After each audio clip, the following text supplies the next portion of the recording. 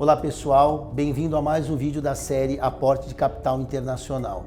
Meu nome é Luciano Bravo e nesta entrevista teremos o prazer de estar aqui conosco a Head da Newmark, Amália Guimarães, para uma entrevista sobre a importância da avaliação imobiliária no processo de crédito.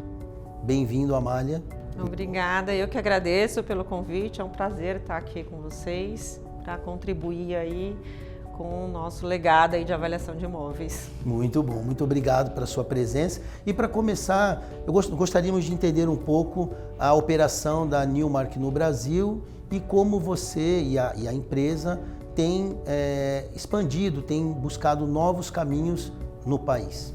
A Newmark é uma empresa de consultoria, de real estate americana, ela é muito forte no mundo como um todo, uma empresa multinacional, ela tem uma presença muito grande nos Estados Unidos, assim como na Europa, na Ásia e aqui na América Latina. Ela está no Brasil há 7 anos, trabalhando na área de real estates, e a gente faz um trabalho de consultoria de imóveis, Eu sou head da área de avaliações, onde a gente executa avaliação de imóveis, estudos de vocações, estudos de viabilidade, qualquer tipo de análise de consultoria imobiliária a gente faz.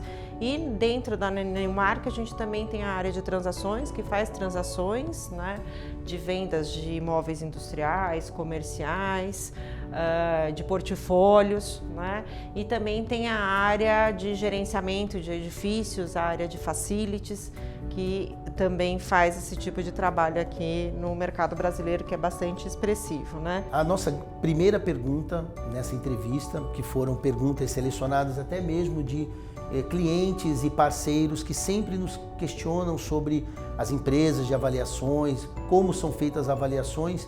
Então a primeira pergunta que nós selecionamos foi como uma empresa como a Newmark, que é uma Big Five, vê o mercado brasileiro. O mercado imobiliário brasileiro, no contexto geral, ainda é pequeno, Se a gente comparar com os grandes mercados aí mais maduros do mundo, como o americano e o europeu. Mas tem um potencial gigantesco de crescimento, como a gente viu aí, que a gente estava conversando a respeito do logístico, Então, se você olhar o logístico nesses últimos 2 anos, a pandemia impulsionou o mercado de e-commerce, que fez aí ter uma corrida muito grande para espaços muito bem localizados dentro do grande centro de São Paulo, por exemplo. Se você ficar aí dentro de um raio de 15 quilômetros, é o mais importante para o logístico, para que você consiga proporcionar uma entrega rápida e muitas vezes gratuita, O que lá fora é usual, antes mesmo da pandemia, você conseguir comprar uma caneta e ter um frete de graça, um gratuito, e receber dali 2 horas, aqui no Brasil ainda era muito longe disso. A pandemia impulsionou essa corrida à excelência desse tipo de trabalho e é uma demanda absurda por esses espaços que é bem escasso dentro desse raio de 15 quilômetros. Também daí a vacância desse tipo de imóvel é zero. Um classe A, um galpão classe A hoje dentro do raio de 15 quilômetros do centro de São Paulo não existe. E no office também, o interessante é que, apesar da gente ter tido uma pandemia e ter tido uma retração no mercado como um todo, a gente teve uma presença de demanda ainda muito grande, Se você olhar como mercados ainda resilientes, como é a Faria Lima, os espaços também são escassos, a vacância é muito baixa, a absorção foi positiva, apesar da devolução de espaços, uma vez que a pandemia nos foi impostos ficar em casa, Uma mudança de comportamento. Nos fez ter uma mudança de comportamento, que você teve que ficar em casa, você teve que ter o lockdown, de ficar todo mundo trabalhando de casa, nos fez aprender a trabalhar remotamente, Então, o mercado corporativo que estava localizado de maneira física nos offices entendeu e aprendeu a trabalhar remotamente, o que lá fora até já é muito praticado, a ter um sistema híbrido, de trabalho, que você faz part-time em home office e part-time em escritório, Não que a gente não acredita que isso venha para ficar totalmente 100%, Que você vá agora da sua empresa colocar todos os seus funcionários para trabalhar em home office, mas os grandes players vêm estudando porque você tem aí um impacto muito grande no custo fixo, né, mensal da sua operação, e algumas áreas, alguns setores você consegue fazer esse sistema híbrido. Apesar dessas devoluções, voltando ali na Faria Lima, você tem uma ideia, os espaços são totalmente preenchidos, né? Até quem não é da área me pergunta, mas como? Você vai olhando ali um monte de prédio, como que tem tanta gente para trabalhar? E tem, porque se você vê os espaços que foram entregues, mesmo antes de conseguir tirar o Habite, já foram locados e já foram ocupados, né?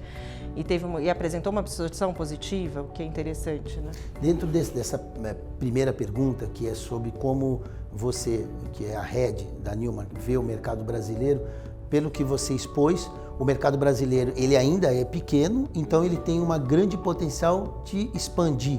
Mesmo com a pandemia, pelo que você observa, você deu como exemplo aqui a Faria Lima e o centro de São Paulo, mas como vocês trabalham em todo o território nacional, você vê isso como promissor, ou seja, sim, que o mercado brasileiro, para avaliador, ele é um mercado promissor. Sim, extremamente promissor, né?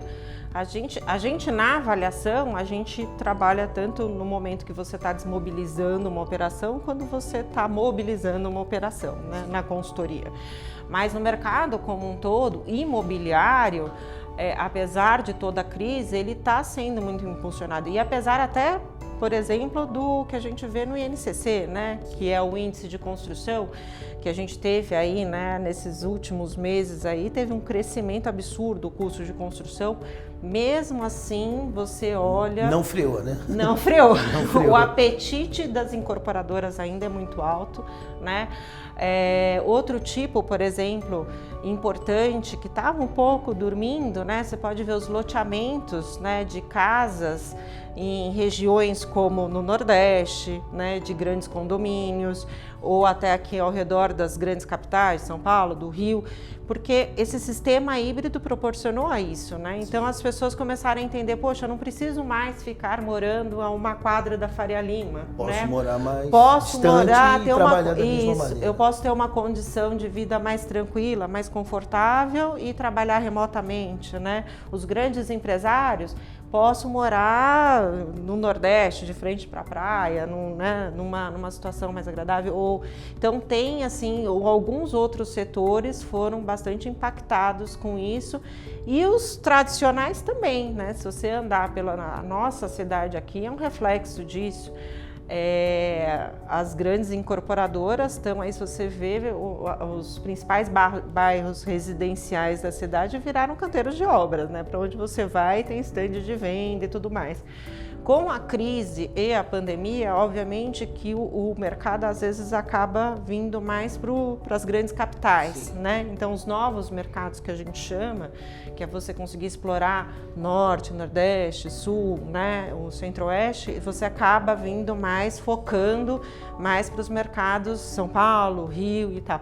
Mas já está voltando para as grandes aí, para uma varredura aí nacional do mercado, né? Isso que é o sentimento que a gente tem. É importante essa pergunta porque quem nos ouve, ele sempre imagina que as grandes empresas, como a Newmark, que é uma Big Five, ela vem para um país como o nosso, que é um país que está em desenvolvimento, e que como ela enxerga isso. Então, é muito bom porque cada empresário que nos ouve vai poder perceber que mesmo uma empresa multinacional estrangeira como a sua enxerga promissor o mercado de avaliações e todos os outros mercados que a Newmark atua.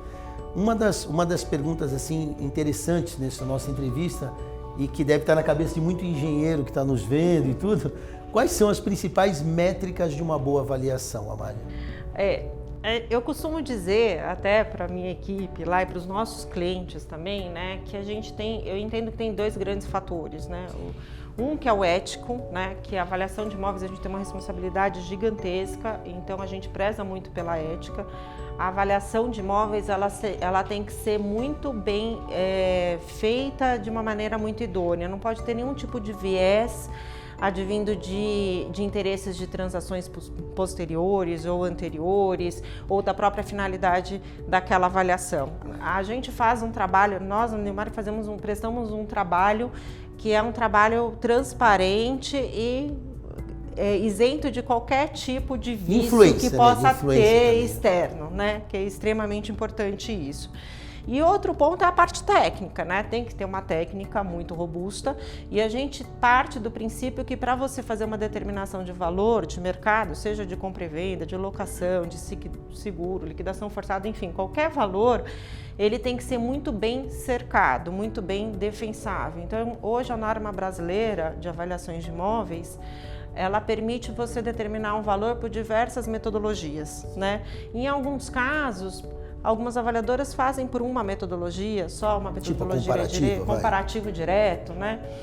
E o ideal é que você faça pela maior quantidade de metodologias possíveis, né? Então, analisar aquele imóvel por uma comparação direta, se ele tem um perfil de renda, vamos analisar pela renda, vamos analisar pelo custo de reposição, vamos ver se esses valores, né, se convergem num único valor e se faz sentido de fato. Né? As taxas utilizadas quando é a renda, se o cap está sendo, né, bem embasado, isso tudo a gente preza muito para que a gente tenha um valor muito bem embasado, porque o nosso valor de avaliação vai ser utilizado para determinar, para tomada de decisões, né, para decisões... Compra, venda, crédito, né? No nosso caso, crédito. Né? Exato, para crédito. Então tem que ser bastante consistente, né? Bom. Bom, uma das perguntas técnicas que muito me fazem, né, quando vem uma avaliação e quando analisam uma avaliação, é quais são os critérios de um bom índice de liquidez, né? Quando a empresa como a sua, ela desenvolve lá um índice de liquidez para entrar no processo de avaliação, quais são os critérios de um bom índice de liquidez num processo de avaliação? Para você determinar a liquidez de um imóvel, né, não basta você dizer se aquele imóvel é bom ou não, né? A liquidez do imóvel, às vezes você tem um imóvel lindo, né? Nossa, excelente, tá novo, a conservação, a localização, mas você tem que entender mercado também, né? Acho que é uma composição de fatores que você tem que analisar, né? De características que você tem que analisar para chegar na liquidez daquele imóvel. Por exemplo, você pode ter um imóvel que tem um galpão logístico excelente, mas numa região extremamente perigosa do Rio de Janeiro, que você não consegue fazer a sua distribuição, que você tem um problema muito grande para escoar aquele produto. Então, às vezes... Ou que não tem um bom acesso, não, né? Tem um bom acesso, ou está depois do pedágio, aí tem que dar muita volta, né? Então tudo isso ou pagar o pedágio. para pagar o pedágio. Então o que fica antes do pedágio é melhor que o depois do pedágio. Tudo isso tem que ser muito analisado. Às vezes tem imóvel que ele é excelente e ele tem uma liquidez tão baixa que não paga nem o custo de reposição. O que é o custo de reposição? É o custo de você comprar um terreno e construir aquele imóvel para deixar do jeito que ele está. Né? Então, às vezes o valor de mercado é menor. E existe o contrário. Às vezes você tem um imóvel que ele nem é tão bom, tá mais ou menos, como é o caso que eu falei dos logísticos, né? Às vezes você tem um classe B dentro de São Paulo, dentro do raio de 15 quilômetros, e uma empresa de e-commerce, de logístico, precisa daquele espaço, não existe o que ela precisa, não existe um classe A com a quantidade de docas e tudo mais necessário, aonde ela precisa, naquela localização, ela vai para um classe B. Então a liquidez daquele imóvel, que é mais ou menos, que é um tanto, né, não é dentro das especificações necessárias, mas está num lugar estratégico. Então a liquidez... Nem muita conservação dele tá boa, mas estrategicamente ele tá bem posicionado. Ali no lugar certinho que vai posicionar, que é fundamental para a minha operação, né? Então a liquidez daquele imóvel é altíssima. Então assim, é um conjunto de características e fatores que devem ser analisadas com muito cuidado para determinar a liquidez daquele imóvel. Um outro item no processo de avaliação que muito me questiona, né? Por exemplo, tem o valor de mercado e tem o valor de venda forçada.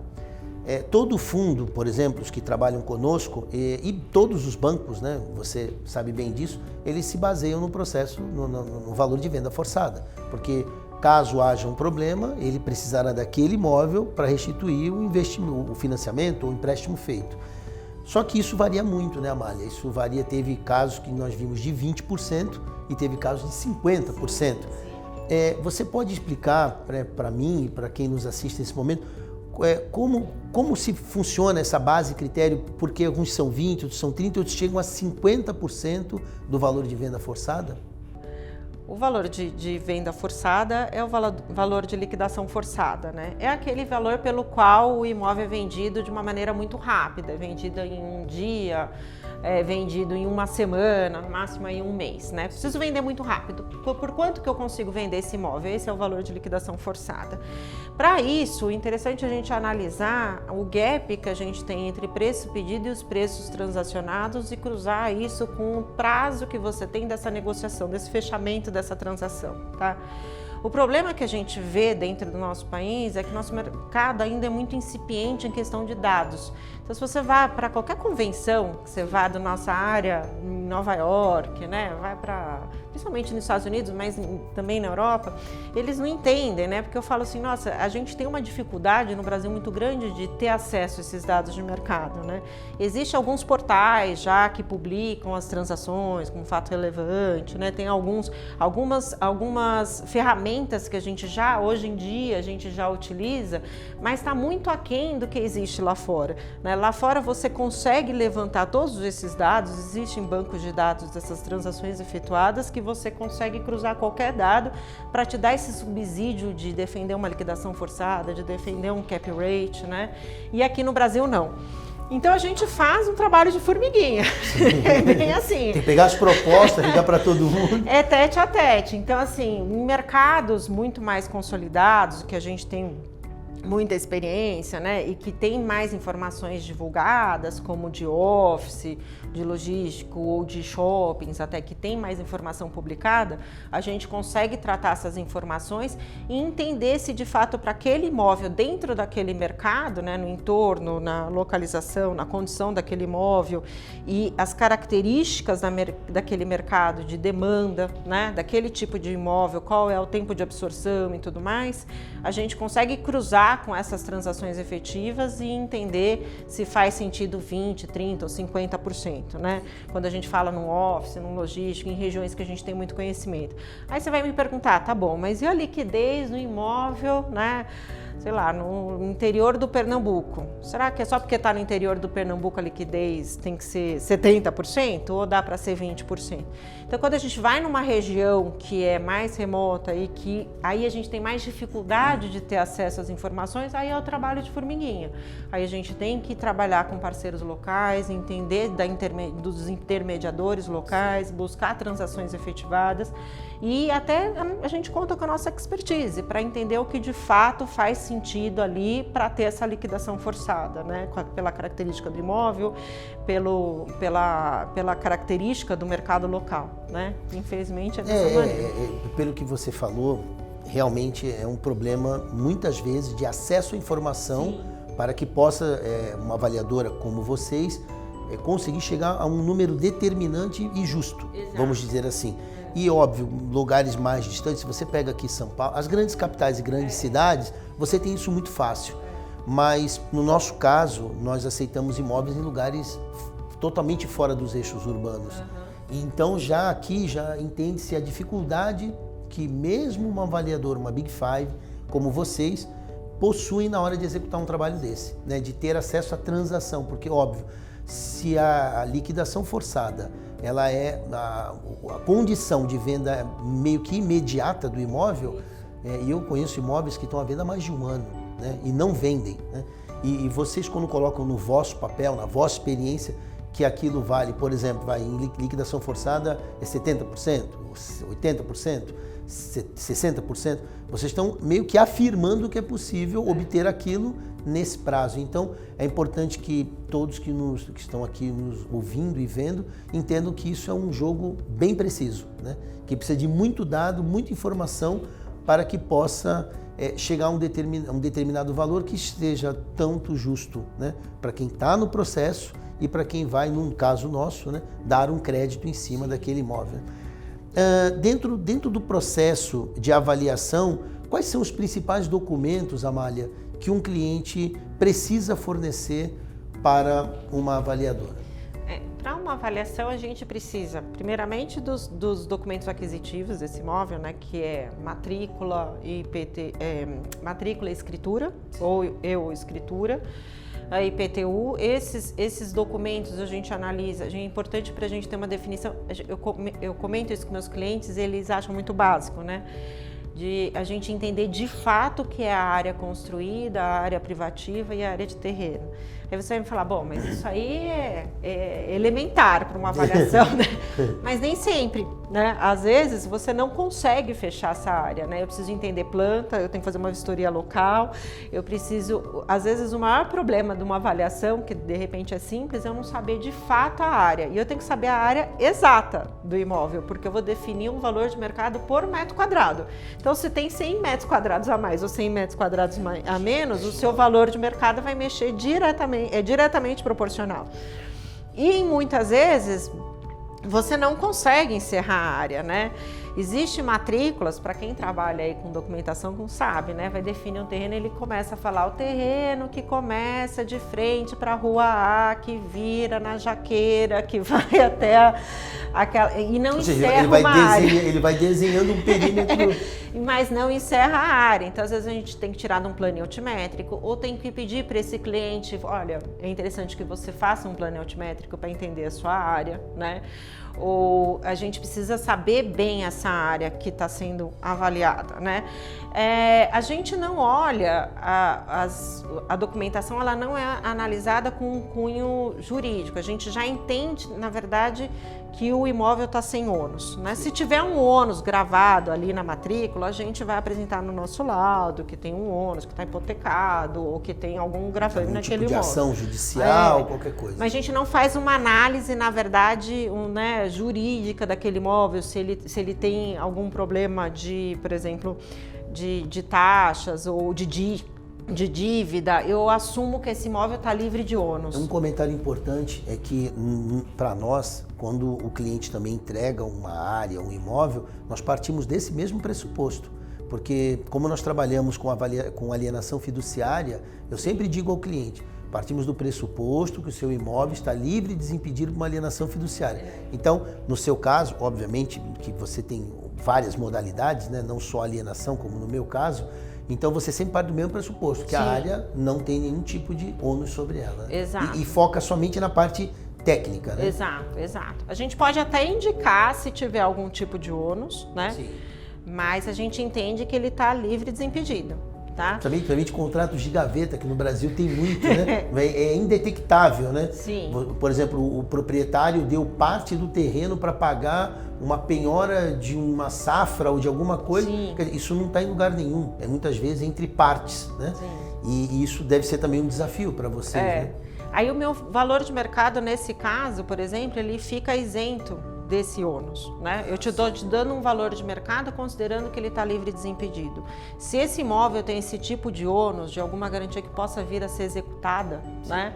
É óbvio que vai ser impactado diretamente no valor de mercado, né? Daquele imóvel. Mas isso não compete ao avaliador, né? O avaliador define que aquele valor é dele livre e desimpedido. Aí isso compete para uma due diligence dentro da transação, né? Que é a análise documental de todo imóvel, dos proprietários, entender se tem dívida trabalhista, enfim. Aí é do estruturador de negócio. Nós não somos uma empresa de auditoria. O que a gente faz, a gente deixa muito claro isso nos nossos laudos, a gente não faz uma auditoria de dados recebidos, né? A gente recebe os dados através de documentos, extrai desses documentos as informações técnicas para que a gente consiga executar a avaliação, né? Por exemplo, no caso de outros tipos de avaliação que são avaliados por renda, como shoppings, operações hoteleiras, hospitalares, né?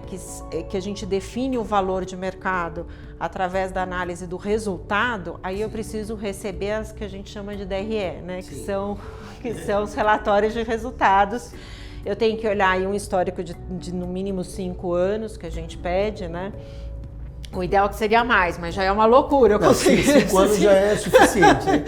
5 anos já está ótimo, né? Se tiver, já... Se tiver, mas eu olho, então, analiso esses resultados de uma maneira técnica. Eu não faço uma auditoria, então recebendo essas DREs, isso não compete ao avaliador entender se aqueles resultados estão corretos, se aqueles resultados estão de acordo com o que a contabilidade, né, se são reais. Eu considero que eles são verídicos, que são certos, né? A partir daquilo, eu faço minha projeção, por exemplo, dessa renda, né, desse resultado num fluxo de caixa aí por 10 anos, que é o de praxe de mercado e o que a norma manda a gente fazer, e a gente desconta esse fluxo de caixa para chegar no valor de mercado. Amália, uma pergunta muito interessante e que, na verdade, muitos consultores me fazem e sempre essa pergunta volta: quais são as vantagens de um cliente na contratação de uma boa empresa para avaliação do seu ativo, do seu imóvel? Quais são as vantagens que um cliente obtém nisso? É bastante importante você ter uma avaliação muito bem fundamentada, porque essa avaliação ela sempre é utilizada para dar base para grandes transações ou para um crédito, né? Ou até mesmo para uma declaração junto à CVM. Então essa avaliação tem que estar muito bem consistente para esse tipo de negócio, né?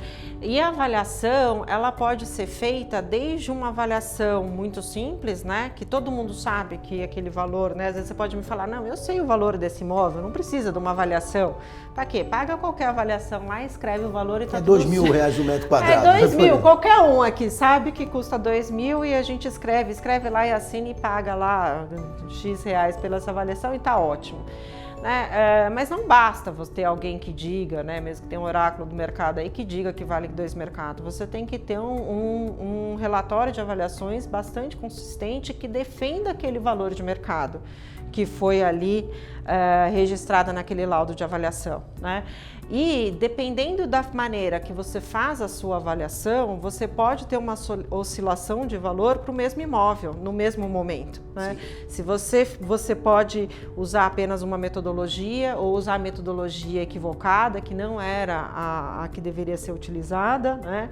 E chegar num valor totalmente diferente, né? Então você precisa cercar muito bem, entender muito bem o mercado e defender muito bem as premissas consideradas dentro daquela avaliação, né? Então é fundamental que você tenha uma avaliação bastante consistente e o mais redondinha possível para que você não tenha uma discussão posterior depois daquele valor. De uma forma assim, você colocou muito bem, mas de uma forma assim mais resumida, é basicamente o que nós conversamos ao cliente. Se você faz uma boa contratação de uma empresa para avaliar o seu ativo, lá, seu imóvel, você não terá uma surpresa depois. Exato. Então, quando você disse de toda a amarração de informação, de premissas, muitas vezes nós vemos que o cliente ele atribui um valor ao imóvel e depois que uma empresa como a que você trabalha avalia, há uma diferença e isso gera até no próprio cliente um certo dissabor. Então, eu sempre digo, se você tem um bem de milhões, por exemplo, a menor operação nossa, ela exige uma garantia de no mínimo 6 milhões de dólares. São 30 milhões de reais. Então, eu acredito que com o que você disse, todos que nos ouvem entendem que uma boa empresa de avaliação vai te dar um número exato, que depois, se você conseguir vender aquilo ou pegar um crédito maior com base no que ela disse, ótimo, mas você vai ter o valor exato. Não falar que é 50 e depois vale 5, ou que é 5 e depois vale 50, né? Então você vê que o maior ganho é ter o valor exato, justo e com base em premissa. Sim, sim, e bastante defensável, é muito importante. Essa palavra defensável é importante, principalmente quando é num processo de crédito e vocês foram essa empresa, né, junto ao fundo, vem uma outra avaliadora. O cliente ele entrega a avaliação dele, que ele é livre para contratar, mas quando vem o processo de crédito, ele sempre vem com uma empresa do vosso calibre. Uma coisa importante, quais são os passos no processo de avaliação? Quais são o passo a passo, né, para montar o processo de avaliação? Só para o cliente entender do início da contratação da empresa ao o relatório na mão dele. Tá. A gente faz, primeiramente, a gente analisa a documentação recebida, né, que é a que eu coloquei que a gente precisa. Isso é muito importante. A Já peguei trabalhos, por exemplo, que teve erros de leitura de documentação, né? E a documentação é a base para entender o que é o imóvel e eu aplicar o valor daquele imóvel, né? Então, é de suma importância ter uma leitura muito bem técnica daquela documentação, né? De novo, não é uma auditoria, mas sim para extrair as informações técnicas para a gente fazer o nosso laudo de avaliação, né?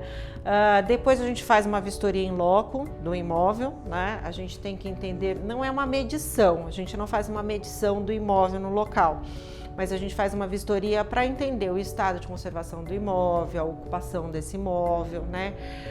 Como esse imóvel está inserido dentro daquele mercado, né? Entender o entorno, né? Então a gente faz essa vistoria no local.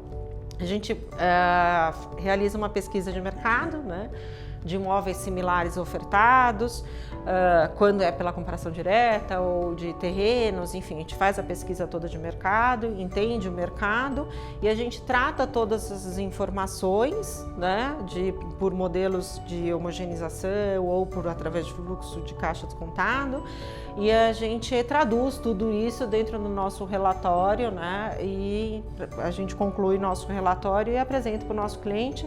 E a gente faz, e eu faço dentro da Newmark muita questão de dar um atendimento mais tete a tete com o meu cliente, né?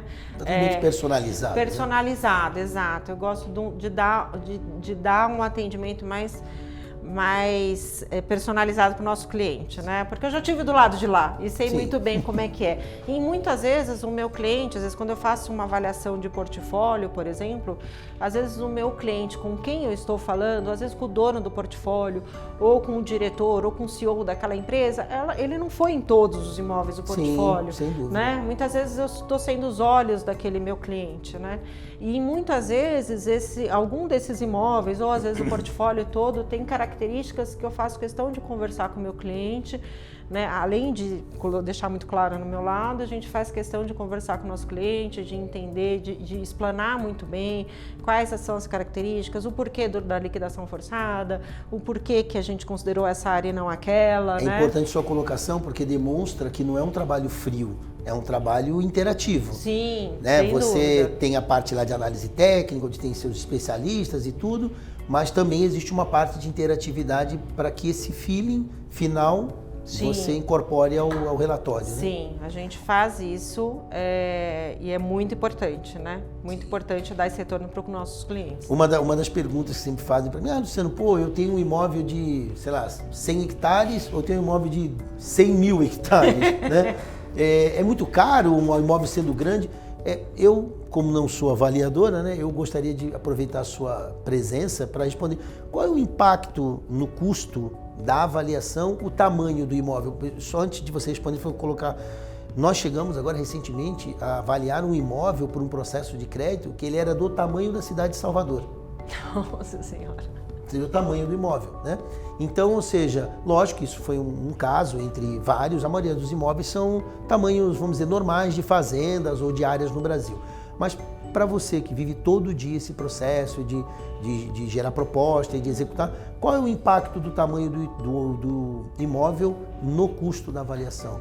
Ele é direto, indireto? Não. Ele é muito relativo, né? O mais importante para eu precificar uma avaliação é a complexidade dessa avaliação, né?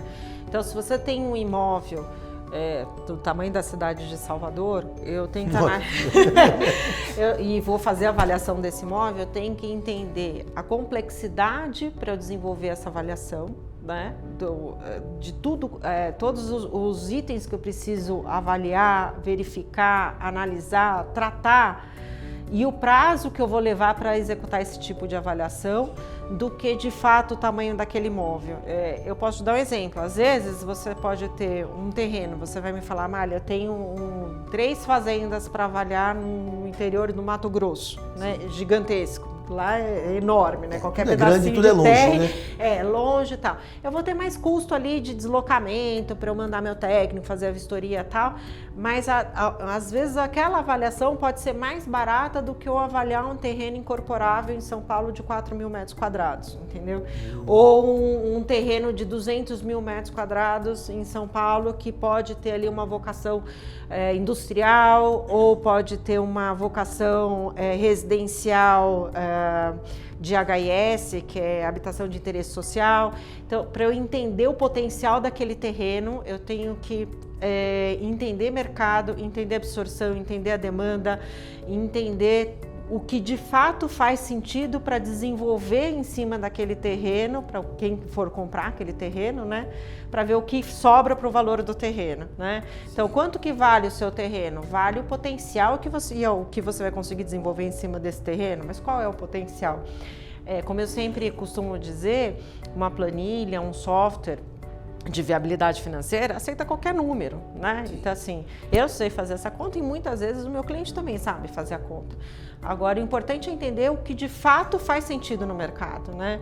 Então, se eu implantar, né, num terreno de 250.000 metros quadrados, se eu colocar condomínios residenciais, o número vai ficar, olha, excelente. Mas tem absorção? Qual o tempo de maturação desse negócio? Isso vai se levar às vezes 30 anos para ser absorvido todas essas unidades que vão ser geradas.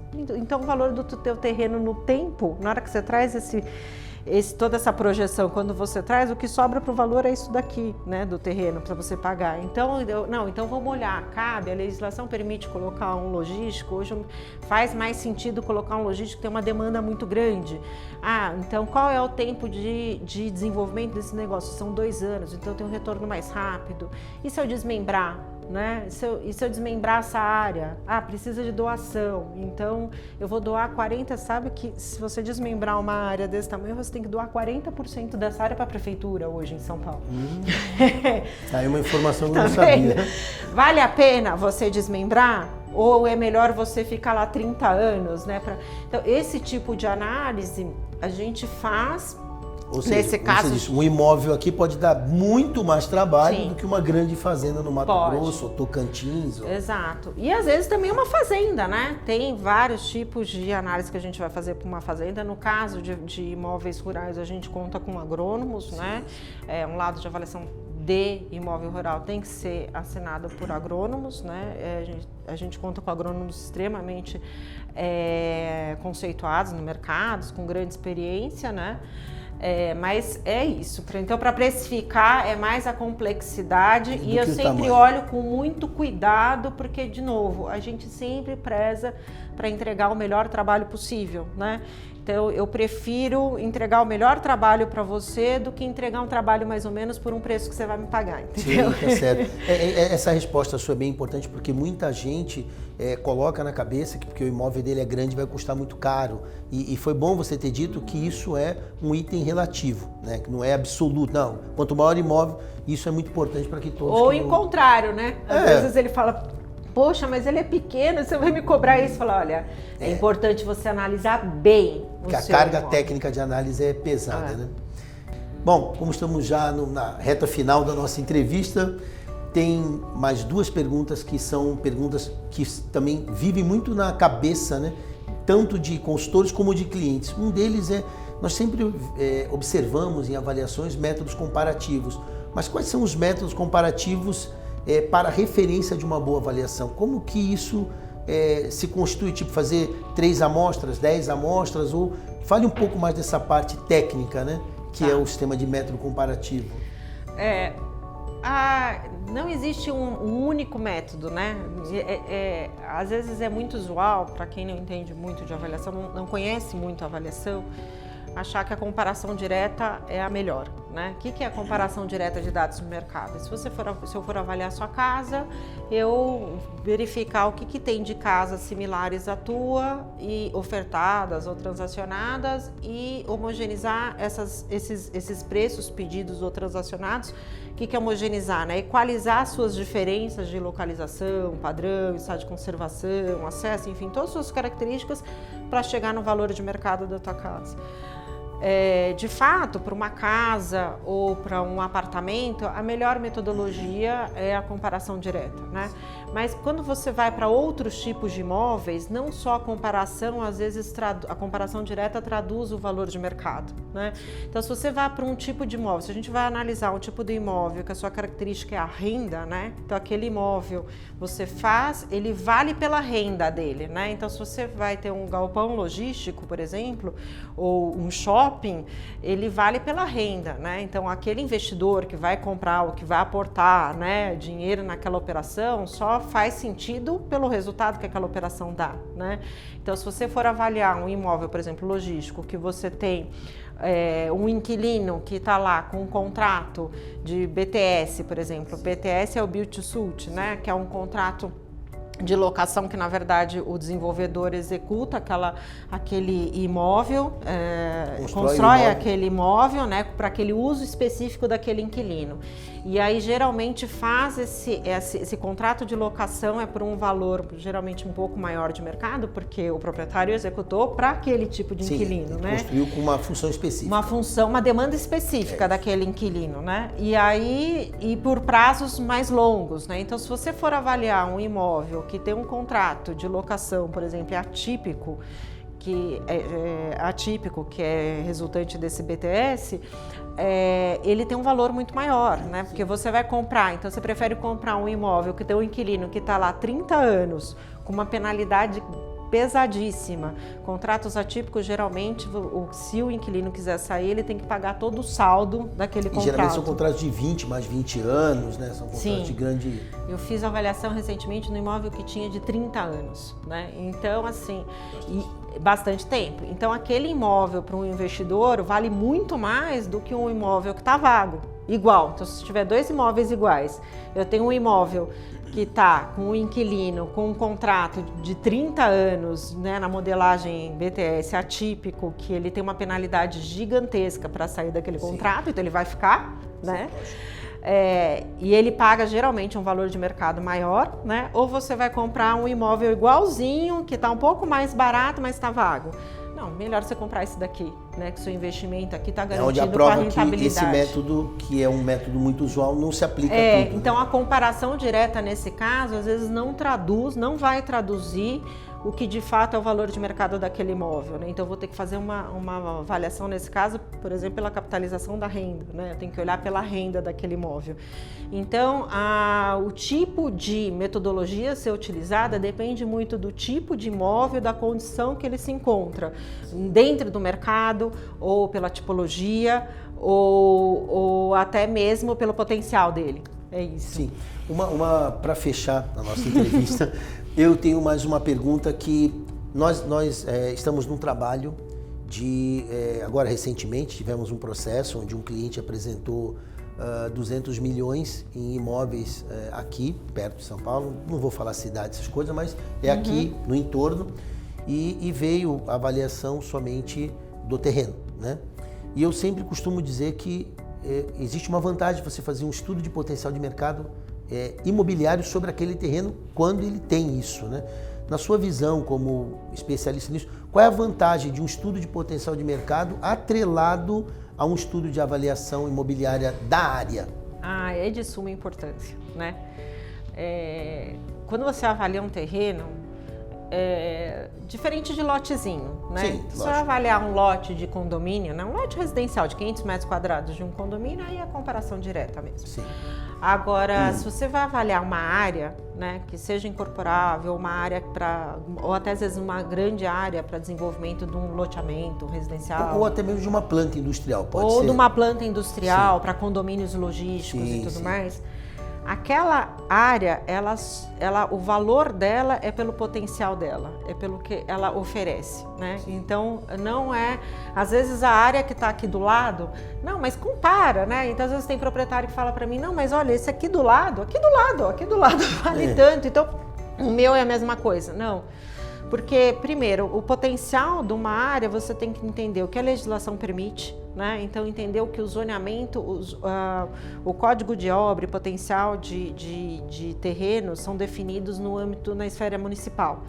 Então, cada município tem a sua lei de coeficiente de aproveitamento, de taxa de ocupação e código de obra também, né, para definir o que você pode construir dentro do teu imóvel. Então, você pode ter uma área aqui que você tem um adensamento permitido muito maior do que a área vizinha, porque você está numa zona aqui, por exemplo, aqui em São Paulo, né, uma zona de estruturação urbana, que é a ZEU, que permite você construir 4 vezes, e a vizinha pode estar num lugar de zona mista, que aqui no mercado a gente chama de zona de remanso, que te permite no máximo 2 vezes e tem gabarito de altura, né? Que você pode fazer só 8 pavimentos. Aqui na ZEU você não tem gabarito de altura. Então você tem que analisar diversas informações técnicas de legislação, do que você primeiro precisa entender o que você pode desenvolver naquela área que a legislação permite, que é um trabalho bastante detalhado.